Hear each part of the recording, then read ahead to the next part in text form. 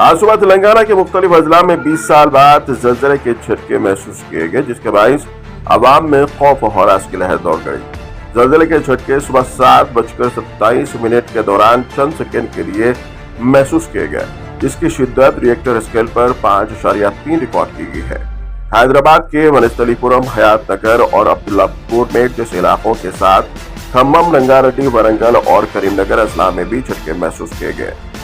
खम्मम के इटूर नागारम मंडल में एक दीवार गिरने की इत्तला मिली, जबकि जगदियाल और पेदापल्ली में फर्नीचर और घरेलू सामान हिलता हुआ महसूस किया गया। जलजला 3 सेकंड तक जारी रहा और लोगों को घरों से बाहर निकलने पर मजबूर कर दिया। फिलहाल किसी जानी नुकसान की इत्तला नहीं मिली, लेकिन हुक्काम ने आवाम को मोहतात रहने का मशवरा दिया है।